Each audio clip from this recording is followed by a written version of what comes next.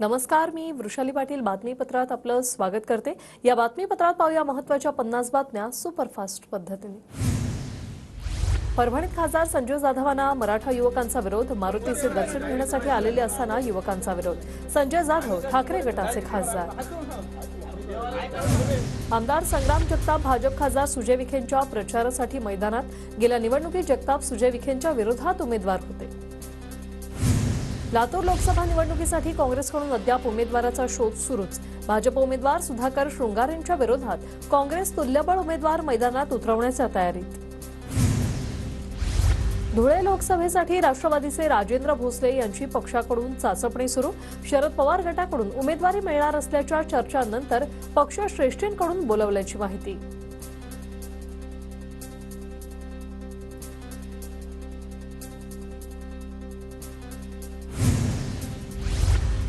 अकोला पश्चिममध्ये होणाऱ्या विधानसभेच्या पोटनिवडणुकीत सकल मराठा समाज 400 उमेदवार उभे करणार।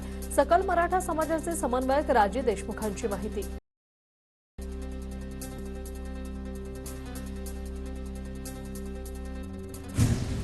नांदेडमध्ये मराठा समाज आक्रमक। आरक्षण मिळेपर्यंत गावात राजकारणी नेत्यांना गावबंदी। मराठा समाजाने बंदीचे बॅनर लावले। मावळ लोकसभा मतदारसंघात मराठा समाज उमेदवार देणार। गावोगावी मराठा समाजाच्या बैठका सुरू। संजय मंडलिकांच्या उमेदवारीला कोल्हापूरच्या चंदगडमधून विरोध। भाजप नेते संग्रामसिंह कुपेकर यांचा मंडलिकांना जाहीर विरोध। आमदार अंशा पाडवी यांनी शिंदे गटात प्रवेश केल्याने जिल्ह्यातील शिवसैनिक नाराज। पाडवींनी आमदारकीचा राजीनामा द्यावा, ठाकरे गटाच्या कार्यकर्त्यांची मागणी। लोकसभेची आचारसंहिता सुरू झाल्यानंतर पोलीस ॲक्शन मोडवर। कोल्हापुरात महाराष्ट्र कर्नाटक सीमेवर पोलिसांची तपासणी। कोगनोळी या टोलनाक्यावर वाहनांची तपासणी। मुक्ताईनगरच्या गटविकास अधिकाऱ्यांना कारणे दाखवा नोटीस। निवडणुकीच्या कर्मचाऱ्यांची माहिती लपवल्याचं प्रकरण।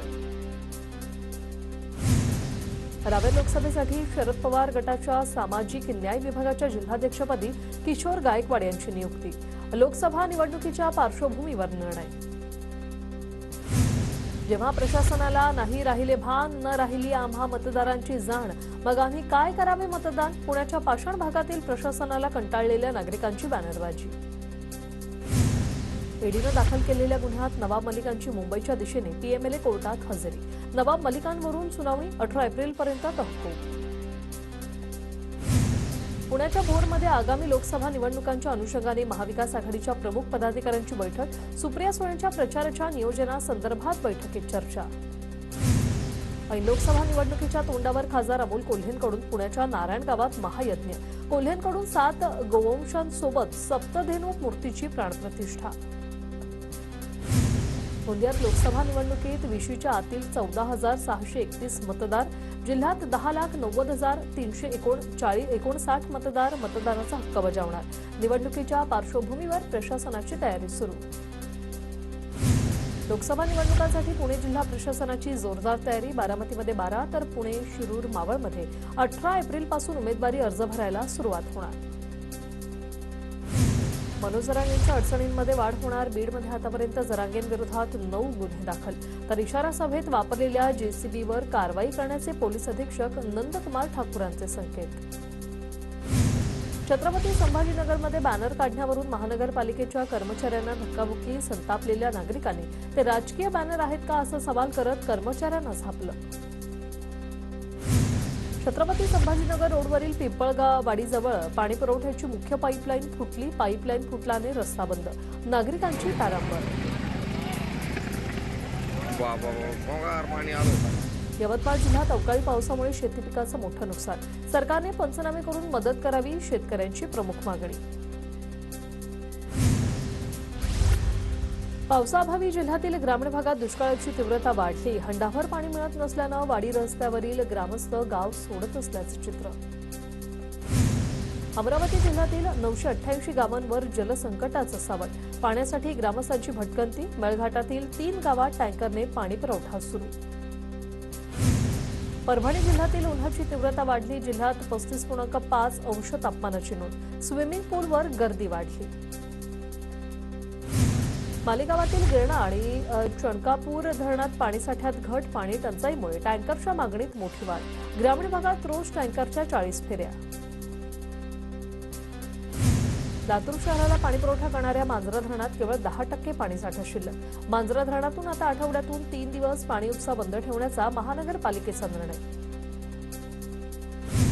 यवतमाळ जिल्ह्यातील 7 तालुक्यांना वादळी पावसाने झोडपलं. अवकाळीने पिकांचं प्रचंड नुकसान, तर काही भागात गारपीट. वाशिमच्या मंगरुळपीर तालुक्यात अवकाळी पावसाची हजेरी, गारपिटीमुळे कांदा पिकांचं मोठं नुकसान. पंचनामे करून सरकारने मदत द्यावी, शेतकऱ्यांची मागणी. भंडाऱ्यात विजांच्या कडकडाटासह अवकाळी पावसाची हजेरी. रात्रीच्या सुमारास अनेक ठिकाणी हलका तर काही भागात मध्यम स्वरूपाचा पाऊस. पंढरपूरच्या श्री विठ्ठल मूर्तीचं संवर्धन करण्यासाठी गाभाऱ्यातील ग्रेनाईट काढण्यास सुरुवात. विठ्ठलाच्या मूर्तीला कोणताही धोका होऊ नये यासाठी बुलेटप्रूफ काचेचं कवच. पुण्याहून दानापूर, गोरखपूर आणि मुझफ्फरपूरसाठी होळी विशेष रेल्वे धावणार. प्रवाशांच्या सोयीसाठी रेल्वे प्रशासनाचा निर्णय.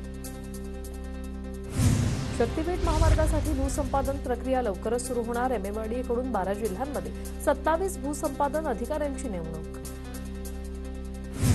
पुण्याच्या भीमाशंकर मंदिरात प्रवेश करताना आता तोकडे आणि अशोभनीय कपडे चालणार नाहीत. मंदिरात वस्त्रसंहिता लागू. देवस्थानाचे उपकार्यकारी विश्वस्त मधुकर शास्त्री गवांदे यांची माहिती. बीडच्या परळीमध्ये थकीत कर वसुलीसाठी नगरपालिकेकडून बॅनरबाजी.